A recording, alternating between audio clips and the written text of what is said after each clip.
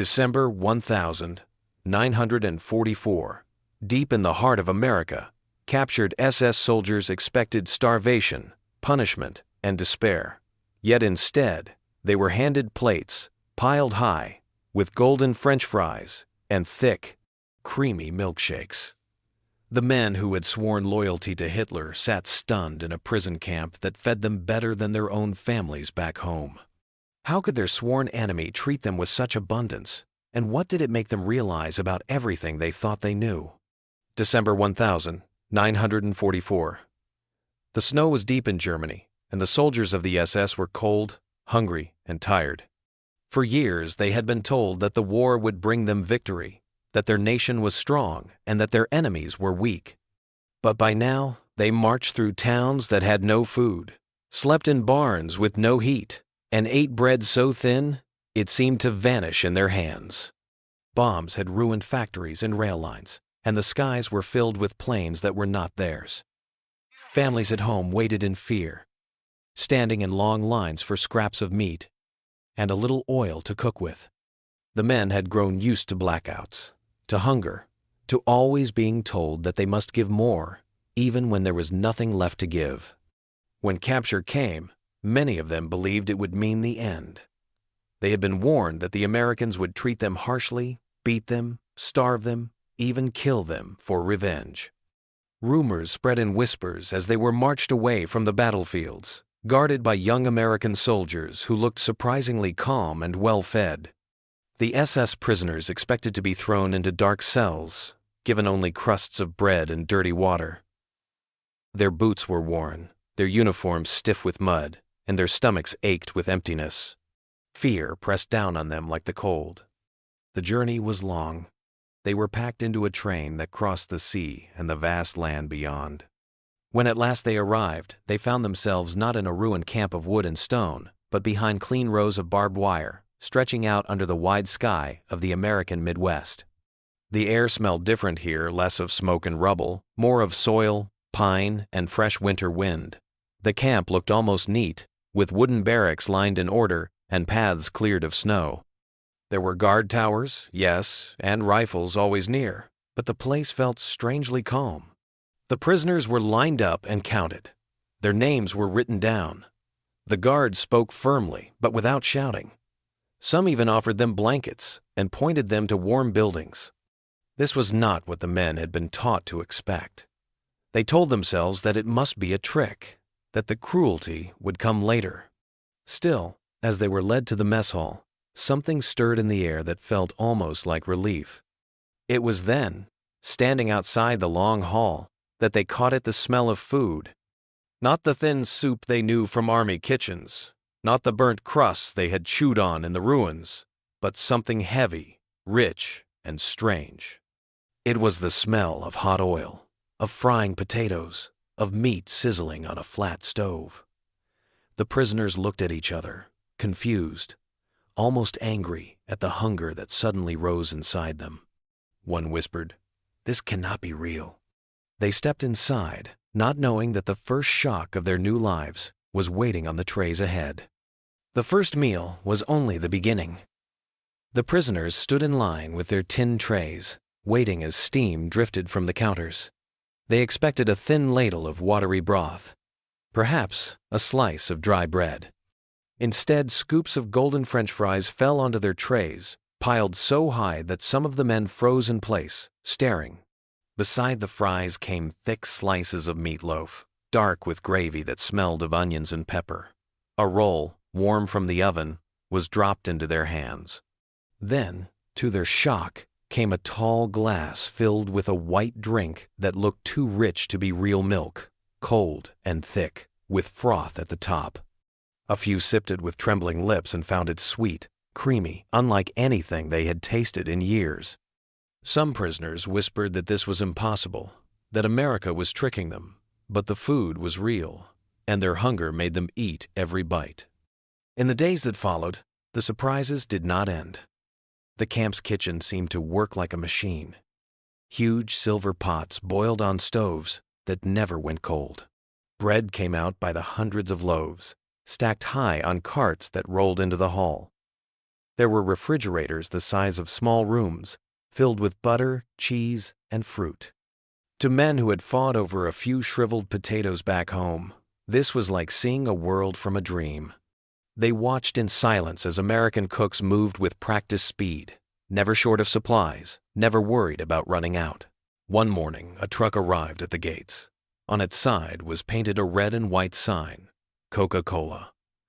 The prisoners crowded the fence, craning their necks. They had been told Coca-Cola was a silly drink of weak nations, yet here it came in cases stacked so high the guards laughed about needing more space. Soon after, bottles were passed around in the mess hall, cold and fizzing. When the caps were snapped off, the sweet smell filled the room. Some men drank in gulps, eyes wide with disbelief, while others sipped carefully, as if it might vanish. At night, the prisoners lay on their bunks, speaking in low voices. How could this be? Germany had said America was falling apart, ruled by greed and weakness. Yet here, even prisoners ate better than German soldiers at the front. One man whispered that his wife back home waited hours in line for a single loaf of bread. Another muttered that the last time he saw butter was 2 years before. They turned over in their beds, restless, their minds troubled not by fear of cruelty, but by fear of what this plenty meant. Slowly, a new thought began to creep in, though none spoke it aloud. If America could treat its captives this way, what must life be like for its own people? And if this was how much food they gave away, how much more did they keep for themselves? The questions hung heavy in the air, waiting for an answer that none of them yet dared to give.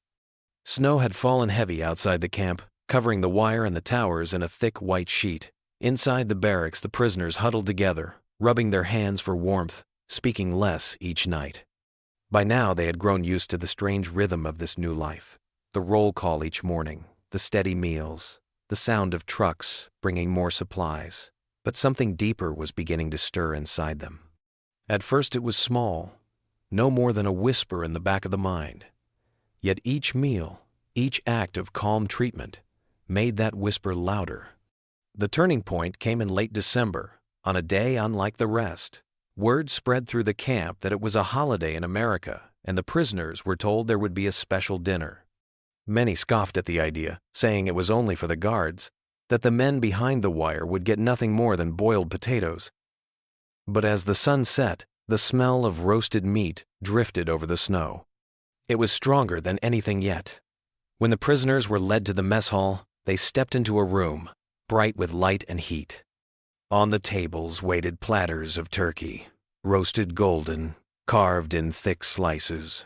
Bowls of bread stuffing steamed beside it, rich with herbs and butter. There were dishes of sweet potatoes topped with sugar and nuts that glistened in the glow of the lamps. Pumpkin pies lined the counter, their crusts flaking at the touch of a knife. And at every seat, cups of hot coffee waited, black and strong, filling the air with its sharp, deep scent.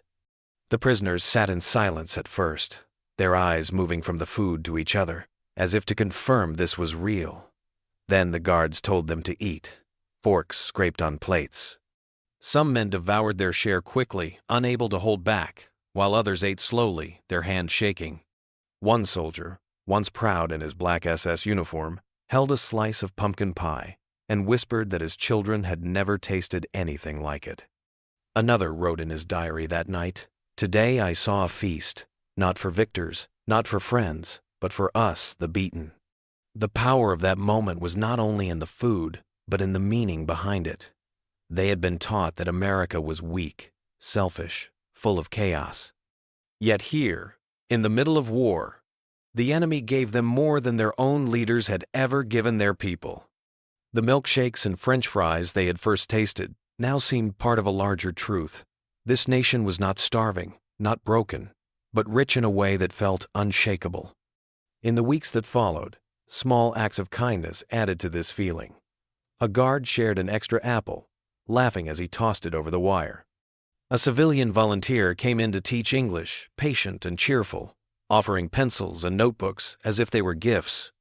One day, the prisoners were put to work cutting wood, and when they returned, they found hot cocoa waiting for them. The taste of sugar and chocolate on their tongues was almost too much to bear. Some tried to resist the thoughts pushing into their heads. They said it was only a trick meant to break their pride. But the evidence grew each day, and the walls inside their minds began to crack. They remembered the cold, ruined towns of Germany, the empty stores, the mothers crying over thin bowls of soup. They thought of how they had believed the Reich would bring power and glory, yet here they sat, captives eating better than free men back home. Late at night, in bunks lined close together, they argued in whispers. "We were lied to," one man hissed. "If they can do this for us, they must have so much more for themselves." Another shook his head, torn between anger and shame. A third man, his voice quiet, said, "We lost long before we knew it." One prisoner, unable to sleep, wrote by the dim light of a candle stub. He scratched the words slowly, as if each letter carried pain. "Strength is not in cruelty, as we were told. Strength is in this feeding even those who would kill you. I will never forget this table, these meals, this truth." The snow outside piled higher, but inside the camp, something else was breaking. It was not the wire or the gates. It was the faith they had once held, now crumbling under the simple power of food, kindness, and plenty. They had entered the camp as believers in a cause. Now, without anyone saying a word, that belief was slipping away, replaced by questions that would follow them long after the war was done. The war ended, but the memories of it did not. In the summer of 1945, the gates of the American camp opened, and the men who had once marched in as prisoners now prepared to march out as free men. They were thinner than when they had first been captured, their uniforms patched and worn, but their eyes carried something different now. They had come to this place believing one set of truths, and they were leaving with another. The guards lined them up, handed them small packs with food for the journey, and shook hands with some of them as they passed. It was strange to be released by men who had once been enemies, stranger still to be given bread, cheese, and even chocolate as a farewell. One prisoner slipped a small notebook into his pack, its pages filled with the words he had written during his time behind the wire. He knew he would carry it all his life. The trip home was long. Trains rattled through the countryside, and the men pressed their faces to the windows, trying to catch the first sight of their homeland. But when the trains reached Germany, they saw a land almost unrecognizable. Cities that had once been proud stood as fields of rubble. Churches had no roofs. Streets ended in piles of stone and twisted iron. The smell of smoke lingered even though the fires had gone out months before. When the men stepped off the train, silence met them. No music, no cheers, only broken walls and tired faces. They walked through their towns and villages, seeing children in shoes too small for their feet, women carrying buckets of water from wells because the pipes no longer worked, old men bent over from hunger. Bread lines stretched down cracked streets, people waiting for hours for a single loaf. A boy licked crumbs from his hand as if it were a feast. One of the returned soldiers looked at the boy and remembered the day he had held a slice of pumpkin pie in the American camp. The memory cut him, sharp as glass. In their homes, the truth of defeat was everywhere. Families had ration cards but little to buy. A mother boiled thin soup from turnips and weeds, and the smell filled the room with more sadness than comfort. The men sat at the tables of their childhood, but instead of the voices of pride and power they had once believed in, they now heard questions whispered in every corner. Why had they been told America was weak when they had seen with their own eyes how strong and rich it was? Why had their leaders promised victory when the truth had been loss and ruin? Some tried to speak of what they had seen, but their families could not understand. How could they believe that their enemies had fed them better in prison than their own government had fed free citizens? One man told his wife of the French fries, golden and hot, piled high on his tray, and she shook her head, thinking it was only a dream from hunger. Another told his father of the milkshakes, thick and creamy, served even to captives, and the old man simply turned away, unable to face the shame. Yet the memories would not leave. In the quiet of the night, When the town slept under broken roofs, the men lay awake, tasting once more the meals that had filled them in America. They thought of the industrial kitchens, the endless supply trucks, the guards who offered apples with a smile. They thought of how, even in war, America had shown them dignity. And with each memory came a deeper understanding. The true strength of a nation was not in shouting slogans or marching in tight lines, but in the ability to care for its people, even for its prisoners. Years passed, and Germany began to change. The rubble was cleared, new houses were built, and markets slowly filled again. Some of the former prisoners found work helping to rebuild railways, roads, and schools. Others became teachers or farmers. And quietly, without speeches or banners, they carried with them the lessons they had learned in captivity. They raised their children to believe not in cruelty, but in fairness. They told them that power meant nothing if it did not bring food to the table and warmth to the home. One father, who had once worn the black uniform of the SS, told his son as they shared a loaf of bread, "Remember, plenty is stronger than fear." The notebook carried out of the camp grew worn with time, its pages yellowed, its ink fading. Inside were words written in the dark of a barrack, words about meals, about kindness, about doubts. On one page was written, "We thought strength was in cruelty, but I learned it was in sharing. They fed us as if we were their own." The man who wrote it never spoke much of the war. But whenever his children asked him about those years, he would sit them at the table and say, "What I learned was simple. A country is only as strong as the way it feeds even its weakest." For many, the memory of French fries and milkshakes became more than just the taste of food. It became a symbol of a different kind of world, one where even enemies were treated with care, where abundance was not hidden but shared. The lesson shaped the way they thought of the future. When new leaders came and spoke of building peace, some of these former prisoners nodded quietly, remembering that the enemy who had beaten them had also shown them mercy. The snow of that winter in America melted long ago, but in their minds it never left. They could still see the camp, the guards in their heavy coats, the smoke rising from the kitchens. They could still smell the sweet, warm scent of pies, the salty tang of fries, the rich taste of milkshakes sliding down their throats. And they could still feel the shock of realizing that what they had been told was false, that the world was not as their leaders had painted it. Now, as old men, they told their grandchildren only parts of the story. They spoke of the long trains, of ruined cities, of the hard work of rebuilding. But sometimes, when the children asked what it was like to be a prisoner, their eyes softened. "Strange," they would say, "strange and hard, but also a time when I learned what I had never known before." Then they would pause, and with a small smile, add, "I learned it over a plate of fries and a glass of milkshake." For the men who once thought cruelty was strength, the true lesson of captivity lived on.